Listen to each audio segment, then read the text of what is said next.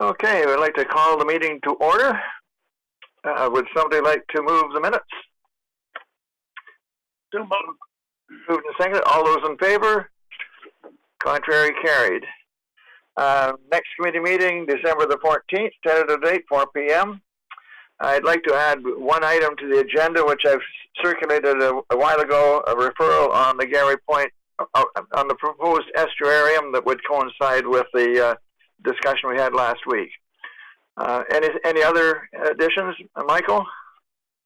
Thank you. My question was just in the email that you sent out. I don't think there was an attachment. There was there was an attachment, but I'm not sure if it was the one you intended, because the one that I found was mostly about the Phoenix Net Loft. Oh, yeah, that was the one. It was just the first part was about the estuarium. In other words, it's a referral about the Phoenix Net Loft. I want to attach this to that referral, you might say. Okay, got it. Yeah, I agree. Thank you. Okay, anything else? All right, the first item on the agenda, the waterfront coordinator position for Britannia Shipyards and Imperial Landing.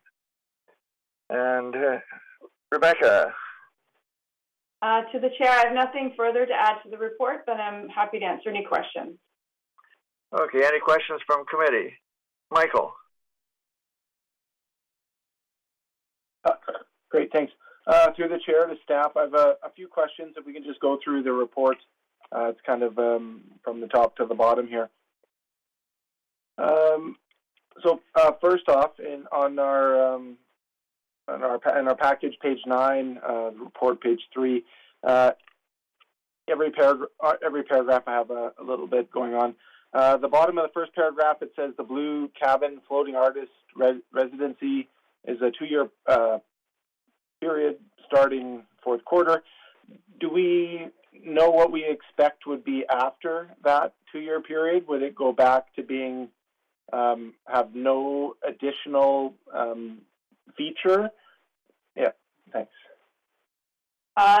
Through the chair to Councillor Wolf, from what I understand, the Blue Artist Residency is a temporary program.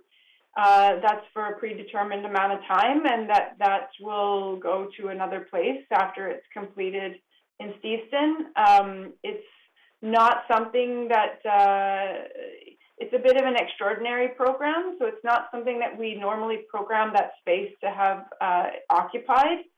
I think going forward, we'll be discussing with our community partners as to how we want to see the space best utilized. And that sort of programming would certainly be an option that we can consider.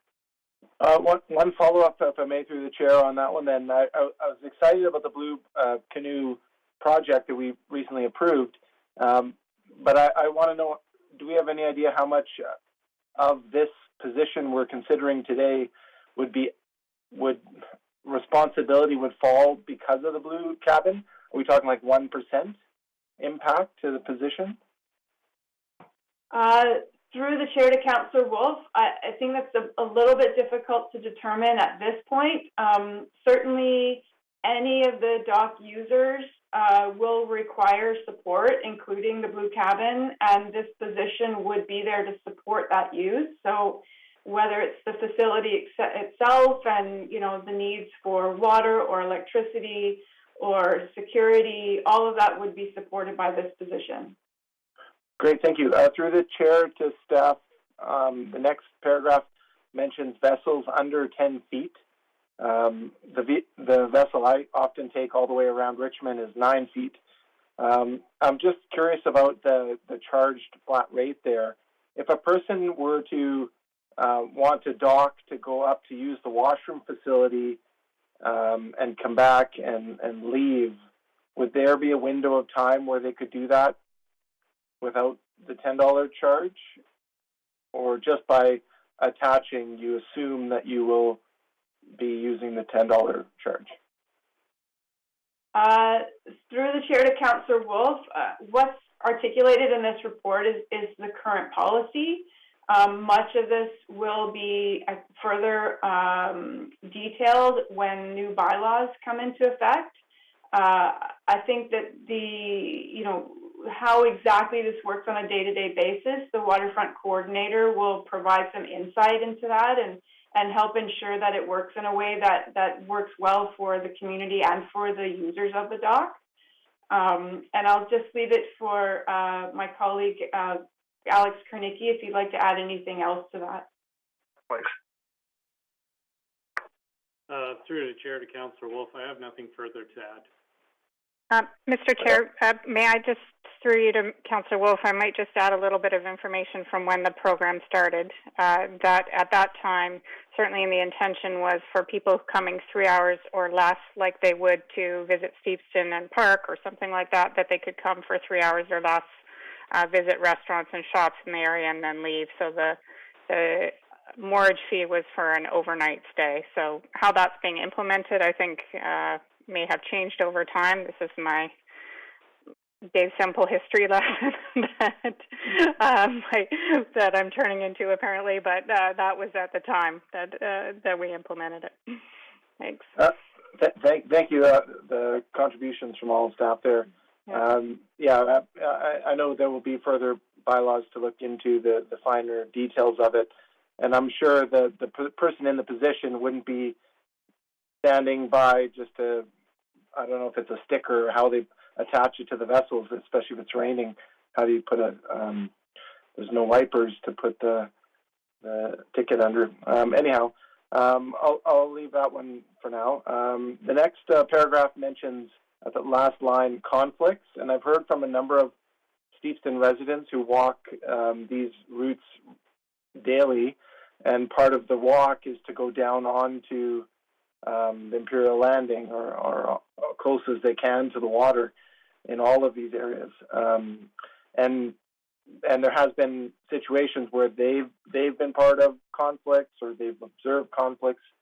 Part of it has to do with language barriers that exist between the different user groups.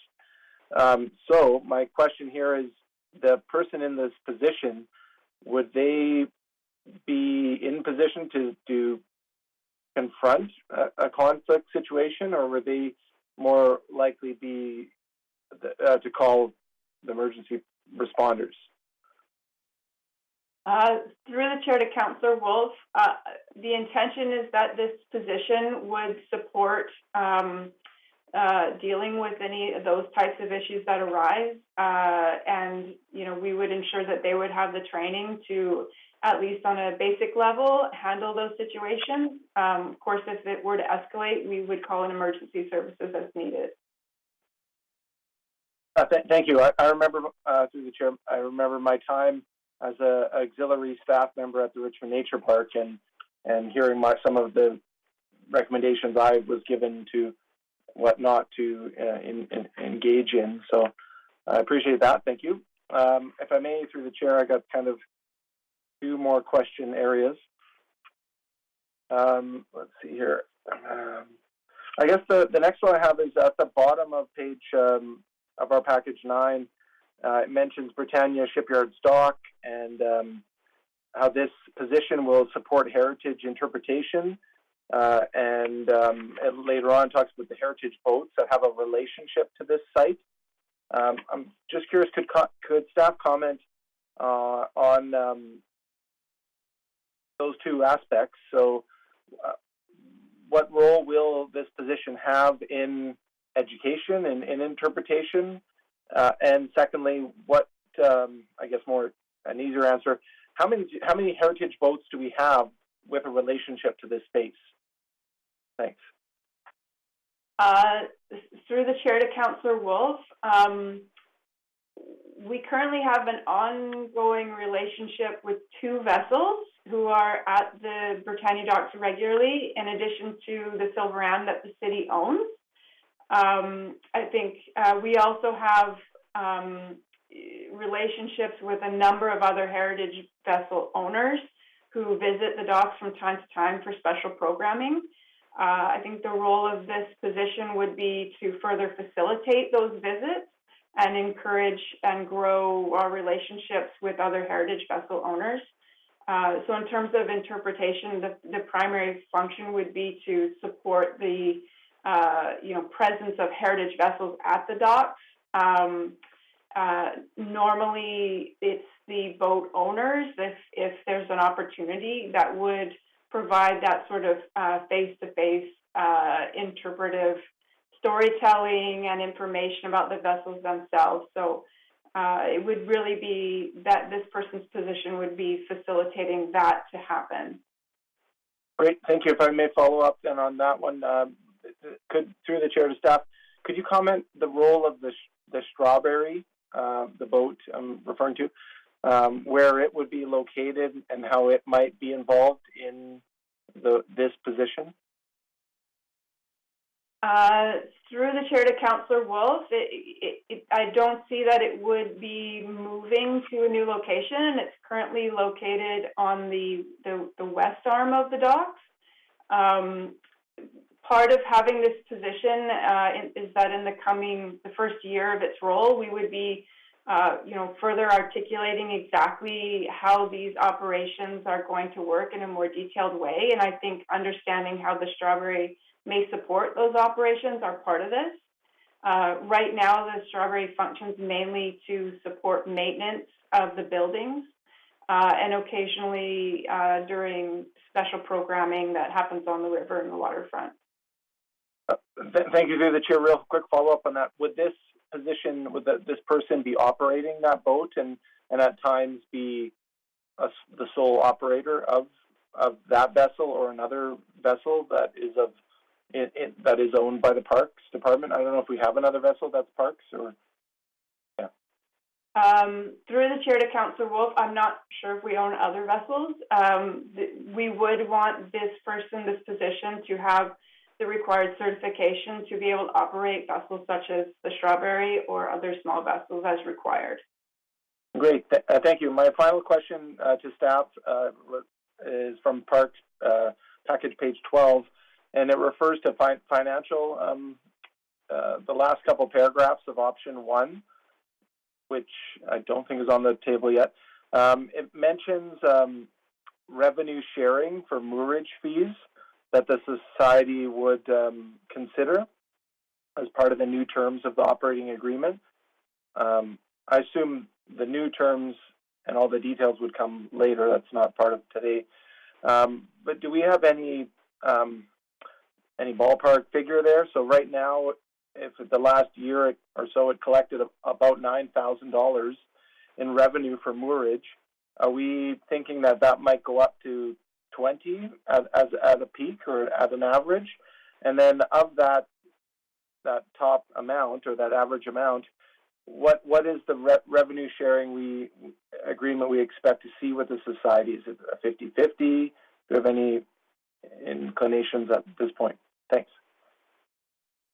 Through the chair to Councillor Wolf, we've only had very preliminary discussions about this with the society. They have requested a 50-50 revenue share, but we've not engaged in further discussions beyond that, and we were waiting for a decision about the position before we move forward.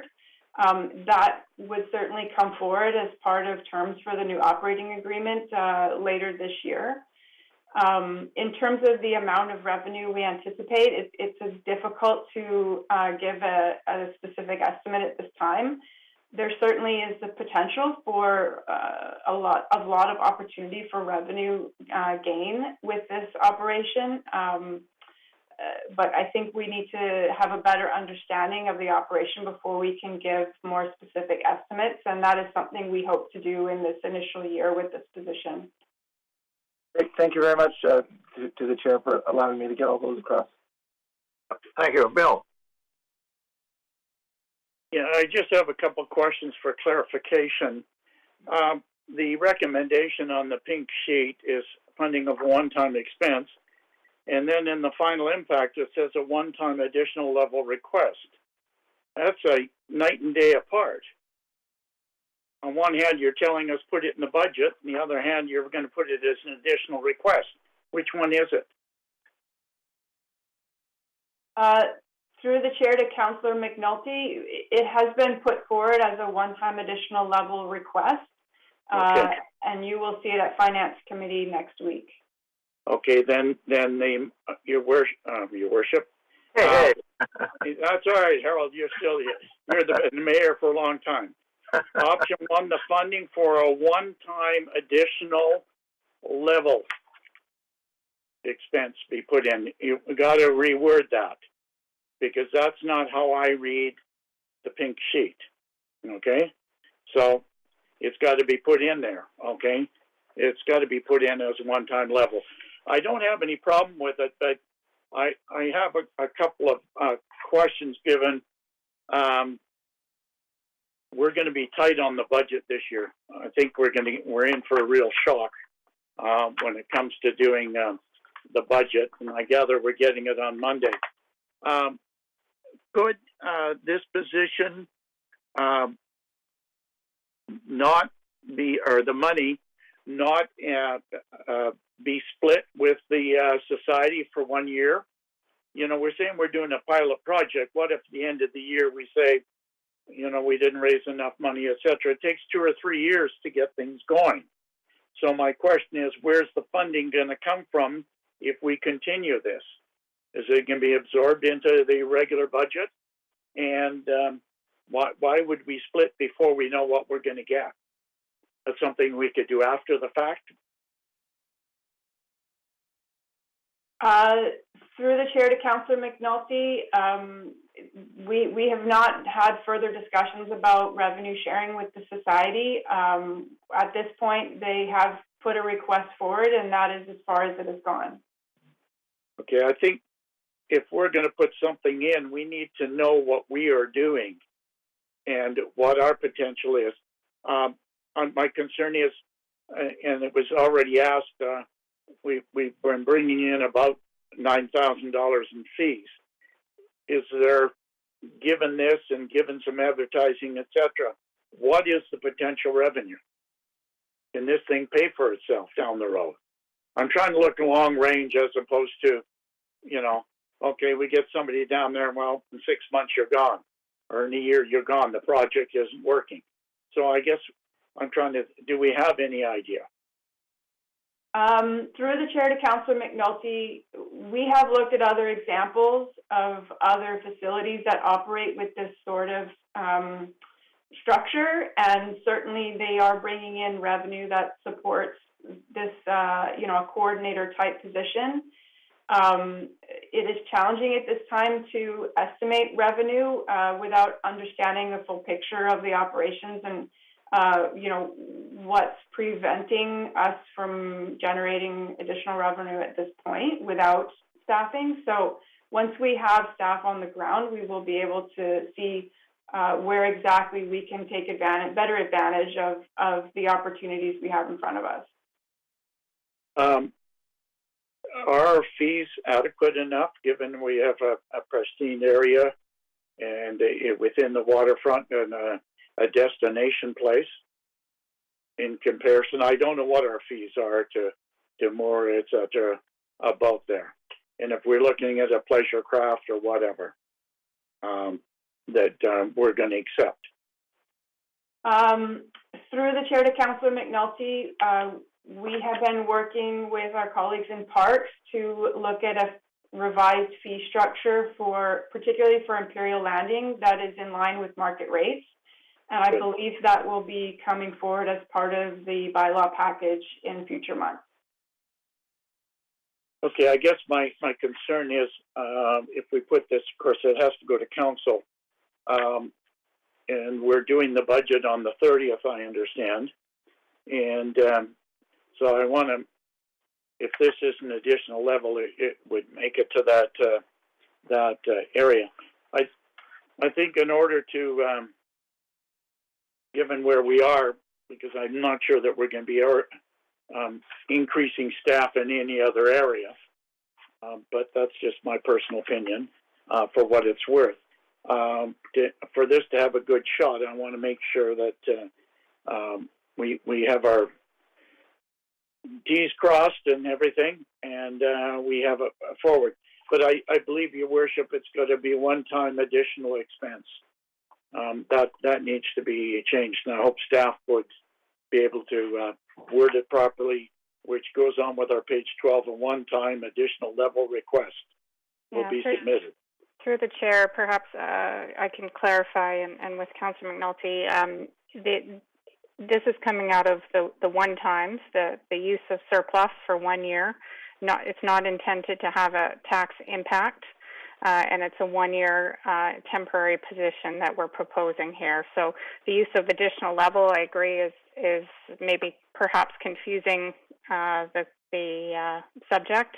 It's a one-time expense of $84,871, and you will see in your budget package that we have put it in the one-time expenses as a placeholder for your consideration, as the timing was a bit tight here. So it's there for your consideration as a one-time expense.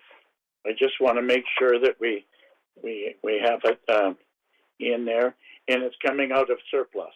That's correct. That's the intent. Yeah. And then where will it go? Where will the position go if we should want the pilot project to continue? Yeah, we would bring it back in the following year's budget process, either as another one-time if we thought we needed another year, or we would request an ongoing additional level in the budget for that amount for the future. So no tax impact this year, recommending it be funded out of surplus for 1 year while we figure out exactly how the program works. And then if it appears like it's going to be something that we want to continue into the future, we would come back to council with a recommendation on that and submit it through the regular budget process as a regular increase, ongoing additional level increase. Well, I take every penny is tax increase, no matter where the money comes. But anyhow, okay, I'll see what other questions are around it. Good, thank you. Okay.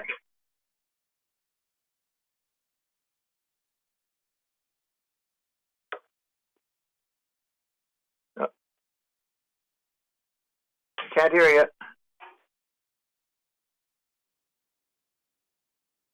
Okay, is it? It's okay. Okay. No, that's better. Yeah, my concern is that this might seem to be a one-time item, but if the position carries on and the program carries on, I think it can become a fixture, right? A permanent item on the budget. So I am hesitant to support it at this time, especially, we do not have a working agreement with the Britannia Shipyard yet in terms of the revenue sharing. I think we may have a problem with the process. I would rather that we have an agreement on the revenue sharing first before we approve the expenditure. Instead of, we approve it now, saying that, okay, we spend this money on the new position without knowing what will happen at the end in terms of sharing the revenue. So I think it's a little bit confusing for me, and I feel uncomfortable about this kind of arrangement.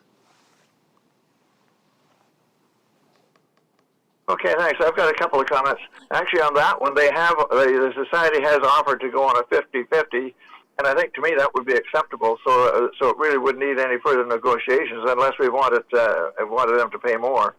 But certainly we're looking at probably what they're suggesting, which is 50-50. I do have a question, however. Before we had a major change in management at Britannia, we had a wharfinger. The guy had experience as a shipwright and was. What's up?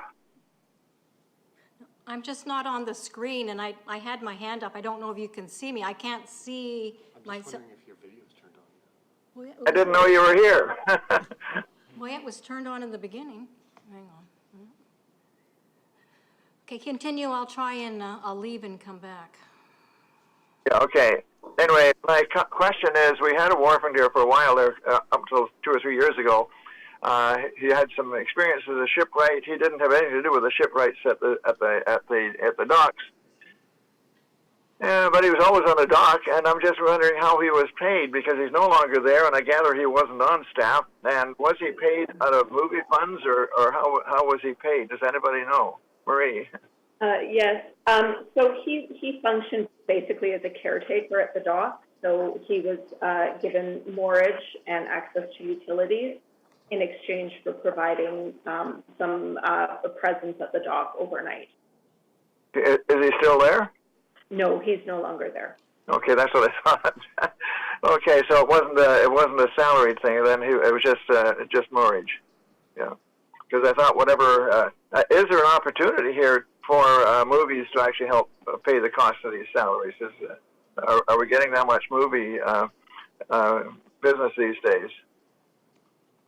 Currently the arrangement at Britannia through a council resolution is that all the film revenue from Britannia goes into a capital reserve account to be reinvested at the Britannia site. Okay, so that's capital then. Okay, anything further from? What's going Would on? somebody like to? Oh, Linda, are you there? Yeah, I'm here. Sorry about that. I'm having issues today. My hand was up.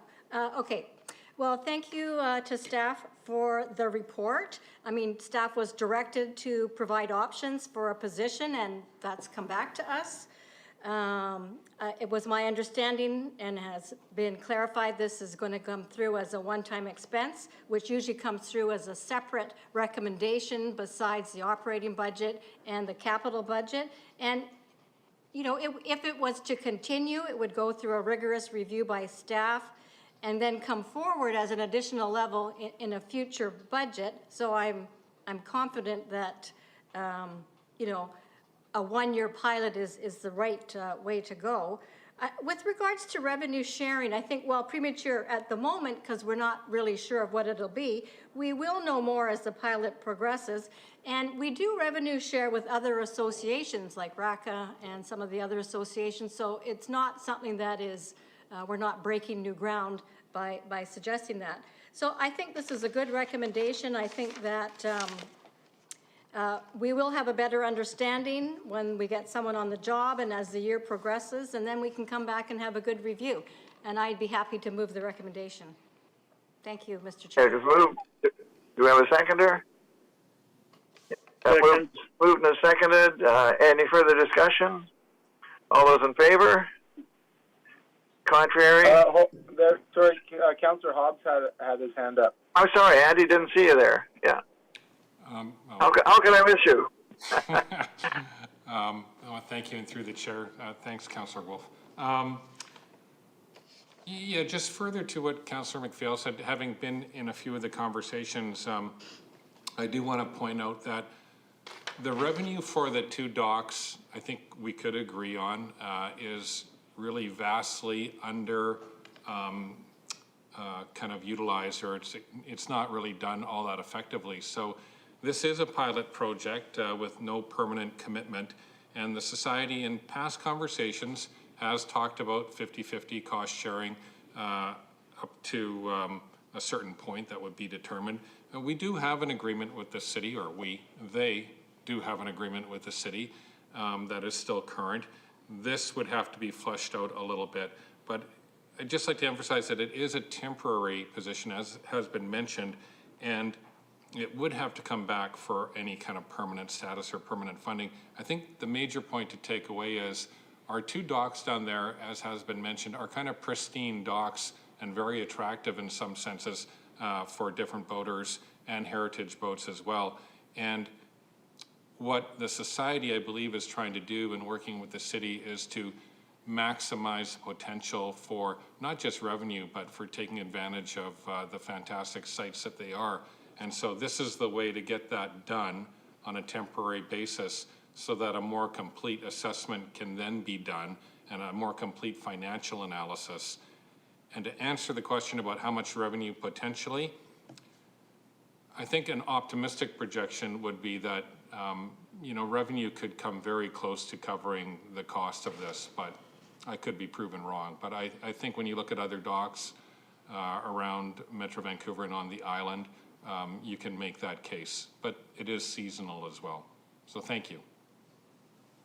Yeah, and if I could just make a further comment on it as well. We've been going down to Port Townsend every year except for COVID and inviting people to come up with no way of knowing whether they'd ever even find our dock or not, and nobody to invite them to the harbor. So I think we could put out a brochure next year probably, after the summer's over, unfortunately. But certainly go out there and start inviting boats to come into our harbor that are going past up to Alaska or North or Vancouver Island or something like that to come in. We've got facilities for them, so we haven't done that. And I know that Boating BC is certainly interested. They see us as a major asset in boating for British Columbia, and they've been after us to do it.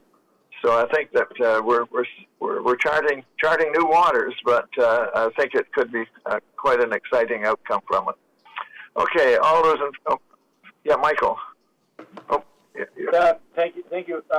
With the motion on the floor, I just have two further items to discuss that I didn't bring up earlier. One is, I guess, related to the sewage services. So I know this is a one-year pilot. If this were a long-term approval, I would not support it as it's written, unless it was identified that when it mentions things like public recreational use or other phrases like dock activities, I would like to have sewage pump facilities in Houston. And if it's not at one of these two sites, then it should be somewhere that the person working here can point to and can easily direct the person to go. So could staff clarify right now, is that included somehow in the language of dock activities and public recreational use, that these sites would somehow be part of the service provision for septic services for boats? Through the chair to Councillor Wolf, it is not something that's considered in this current report or as part of the current position. I think as the program were to develop, it is something we would need to explore further and work with other organizations that are part of waterfront activities to see how that can be better managed. Thank you. Through the chair to staff, could I just ask then that if this does get approved and goes to council, could it be under in our package, page 11, the responsibilities of the waterfront coordinator position to include in that list of items, which carries to the next page, and the very last bullet is serving as a resource for dock activities across the city. Could they not have the responsibility to help facilitate that solution, to help bring the septic services to Steveston? Could that not be part of their dock activity work? Through the chair to Councillor Wolf, I think that is something that could be considered as part of their annual work plan, is to help determine a plan of action to improve those facilities. Thank you. My final question through the chair to staff related to what was just brought up by Jeff. We're going to be inviting people here, and my concern is they're going to show up and both of these sites are going to be full. Are we in the area? Are we able to direct them to say, oh, don't worry, there's more accommodation? You might have to pay a little bit more. You might have to visit the Eastern Harbour Authority for their dock space. But is there other places we could direct people to if they show up and it's stormy and they need to dock? Or are we bringing them, like some campgrounds do, way into the forest and with nowhere to stay? Through the chair to Councillor Wolf, I think these are the questions that we will need to figure out as we are looking at how we are advertising our spaces to make sure the messaging is, made appropriately. We will certainly, part of this position will be to work with neighboring facilities so that we're coordinating with those and supporting pleasure craft and boaters generally across the board as best we can. Thank you. Just a final follow-up through the chair on that one then. Under the responsibilities here, one of them is that they would serve as a marine facility security officer. Is that like a large network, like where people can like, is it a live blog that they would be able to post, vacancy? Like, is there any connectedness to this type of coordinator to other coordinators in the area along the coast? Like, is there some communication that they can then say, hey, oh, so and so, the coordinator this far away knows their space? Like, is there communication? I'm unaware of how connected this is. Thanks. Through the chair to Councillor Wolf, I think what you're describing would be part of the position generally. I don't know that it's specifically linked to the Marine Facility Security Officer role. That's kind of a government prescribed thing where there's specific training. Through the training and being part of that may facilitate, building network connections, but that's not part of that role per se. But it is certainly something we would want to encourage for this position. Great, thank you very much. Yeah, I'll take a stab at a couple of the answers as well. As council rep on the Eastern Harbor Authority, I think we need to talk to the Harbor Authority in terms of sewage services and also overflow. I suspect the first year on this we won't get an overflow at our docks, but as it becomes more popular, we will. At one time, when all the boats went fishing in the summer, the Harbor Authority had lots of empty spaces in the summer, and there was no problem. I'm not so sure that that's the way it is today, that they have as many spaces for pleasure craft. So these are things we're going to have to work out with them. We also have had a long time plan to build another float. Actually, two more floats. We've got plans to have one at Gary Point, but the main one would be coming from the Phoenix Gillnet Loft, going west towards the Imperial Landing, and that's on our horizon as well. So these will all depend upon how successful this program is, and how much moorage we build, and how we utilize the waterfront in the future. Okay, anything further? Don't see any more hands. All those in favor? Contrary? Jack is contrary. Carried. Okay, the next item was my own request for a referral at council last at Committee of the Whole. Pardon me. Yeah, I guess it's Committee of the Whole. We recommended that staff look into the Phoenix Gillnet Loft to look into things like the estuarium and museum work and arts and everything else. And so they're looking at a study to how we can use that building. And Andy asked me, well, what about Gary Point? So I thought it wasn't part of the referral. And I think that before we make a decision on the Phoenix site, that we should have an opinion from staff about the original site that was proposed. And I passed on the background information to everybody that I provided last week. And the first part was about explaining about the estuarium. It was planned in 1982 at the edge of Scotch Pond, on the south side of Scotch Pond, a separate structure. My thoughts are that we could compare Scotch Pond with the Phoenix Net Loft. My thoughts are the Phoenix Net Loft would be better because you get people coming to the Gulf of Georgia, you get people coming to Britannia, you would get people coming to the estuarium, and you would have a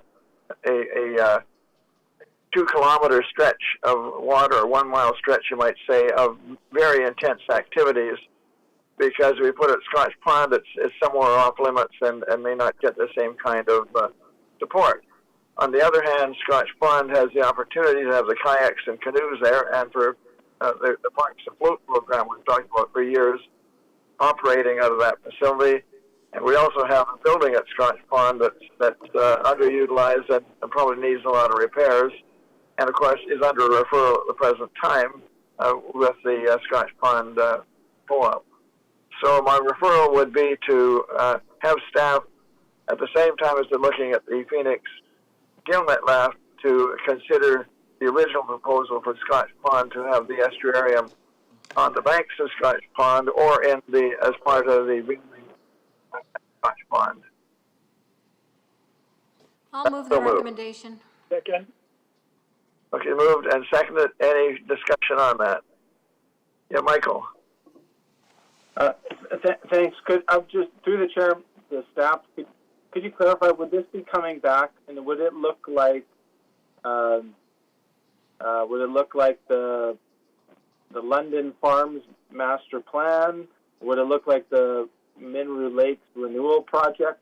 Like, I'm trying to visualize what level of detail between all the sites that this would come back as. Through the chair to Councillor Rolfe, I think we'd have to have a look at the referral, but it would definitely come back at a high level for consideration before we got into detailed planning.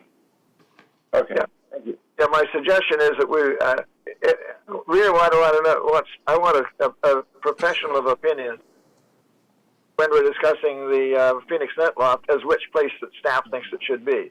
And that's, like I said, I like the Phoenix Net Loft, but maybe they think it would be better there. And then if we decide it's Splash Pond, then we've got to come back to a new Gary Point plan because it's been 20 or 30 years old.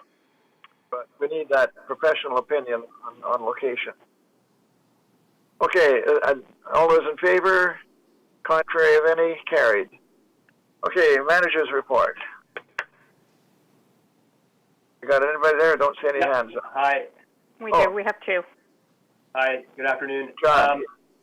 A memo was distributed to committee this afternoon that provided some additional information related to correspondence committee received from a Mr. Paul L. regarding cleanliness concerns at Minru Center for Active Living.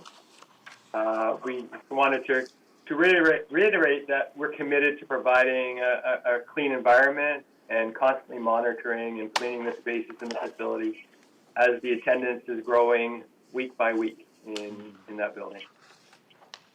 Okay, thank you. We all got, I don't know if everybody got that or not. I know I got it. Any questions on that, Michael?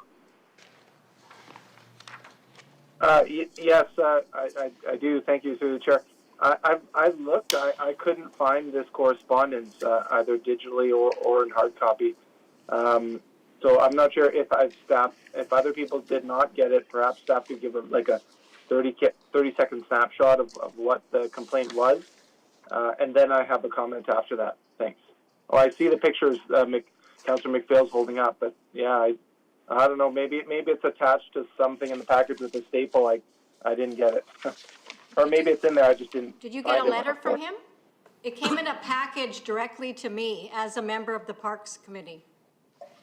I can give it to clerks and she can have it distributed to you or to other council members. Okay, before I give a comment, could you just give like a real quick, what was the cleaning issue? Through the chair to Councillor Wolf, yeah, this individual shared some photographs of images he felt were we weren't meeting cleaning standards. He indicated some correspondence that he had initially had with us last January. Thought things were improving a little bit. Then they went. He didn't think that it was progressing well enough, and he continued to send some pictures recently directly to council. Those didn't come to staff. They went to committee directly, and Councillor McPhail was actually had sent them directly to us after she received them. Oh, okay, then thank you through the chair. Just 2 points. One, thanks for Councillor McPhail having it forwarded to me and perhaps others. I'm not sure if others will speak up if they didn't get it. And then the second point I wanted to make, last weekend, my family, we went to the Minru Center for Active Living twice because we had such a good time on Saturday. We went back again on Sunday. And I have to say the facilities were top-notch. We all looked over the reasons why we got an award recently for accessibility and other great features of the building. And we definitely got to see them in full usage. When it comes to cleanliness in the showers and the change rooms, other than a little bit of hair by the drain, it was really extremely clean everywhere that I looked. So that's all I'll say. Thanks. Okay, partner, to answer your question, same as Councillor McPhail, I got a copy of it and asked staff to investigate it. some staff members have been contacted a year ago or 6 months ago, whatever, and apparently things got better and then they got worse again to this person.